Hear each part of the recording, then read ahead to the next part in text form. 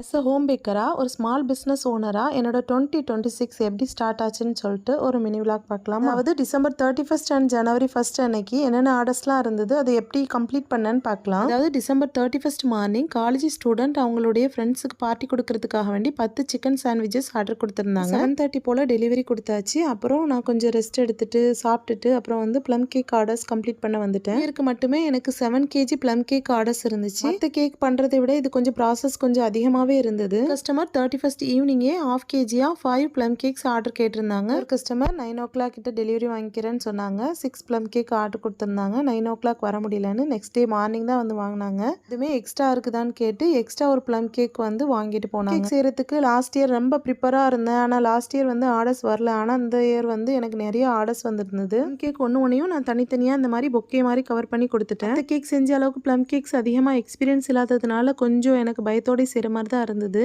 ஏன்னா இது வந்து ரொம்ப நேரம் பேக் பண்ணணும். சில நேரம் உள்ளே பேக் ஆகாத மாதிரி இருக்கும். அப்புறம் திரும்ப நம்ம வைக்கும் போது மேலே இன்னும் டார்க்கான மாதிரி இருக்கும். அந்த மாதிரி கொஞ்சம் எனக்கு கொஞ்சம் சொதப்பலாச்சு. ஓடிஜி வாங்கணும்னு ரொம்ப நாள் கனவு, புதுசாக வாங்கியிருக்கேன். இதை பற்றி இன்னொரு வீடியோவில் அன்பாக்சிங் வீடியோ போடுறேன் இன்ஷா அல்லாஹ். நியூ இயர் அன்னைக்குமே இன்னும் நிறைய ஆர்டர்ஸ் இருந்துச்சு. பெரிய ஓடிஜி இருக்க போய் தான் என்னோட ஆர்டர்ஸ்லாம் வந்து கம்ப்ளீட் பண்ணுறதுக்கு கொஞ்சம் கம்ஃபர்டபுளாக இருந்தது. நார்மல் மைக்ரோவேவ் பார்த்தீங்கன்னா ஒன் டைமில் ஒரு ½ kg மட்டும்தான் பேக் பண்ண முடியும். அப்படின்னா நான் எத்தனை டைம் இதை பேக் பண்ணியிருப்பேன்னு நினச்சி பாருங்க. ஓகே, இன்னைக்குள்ள ஆர்டர்ஸ்லாம் கம்ப்ளீட் பண்ணியாச்சு அல்ஹம்துலில்லாஹ் நினைக்கும் போது தான் திடீர்னு நம்மளுக்கு ஆர்டர்ஸ் வரும். அப்படி தான் ஒரு ஆர்டர் வந்தது. ப்ளம் கேக் ஆர்டர் கொடுத்தவங்க பார்த்தீங்கன்னா எனக்கு கிறிஸ்மஸ்க்கே 10 ப்ளம் கேக்ஸ் அதாவது ½ kgல 10 பீசஸ் கேட்டிருந்தாங்க. அது எனக்கு கொடுக்க முடியலன்னு கேன்சல் பண்ணிட்டேன். அவங்கள்ட்ட ஃபுல்லாகவே நான் ஆல்கஹாலிக் ப்ளம் கேக்கு தான். நிறைய ஸ்பைசஸ்லாம் சேர்த்து செய்கிறதுனால சிலவங்களுக்கு அந்த ஸ்மெல் பிடிக்கும், சிலவங்களுக்கு பிடிக்காது. சடனாக வந்து ஆர்டர் என்னன்னு பார்த்தீங்கன்னா ஒரு ½ kg ப்ளம் கேக்கு அண்ட் 1 kgல வந்து ஸ்பாஞ்ச் கேக் கேட்டிருந்தாங்க. அது rose milk and vanilla mix பண்ணி கேட்டிருந்தாங்க. வந்து 1/4 kg 4 பாக்ஸஸில் வச்சு கேட்டிருந்தாங்க. இவங்க வந்து ஆல்ரெடி நம்மளுக்கு கிறிஸ்மஸ்க்கும் ஆர்டர் கொடுத்தவங்க தான்.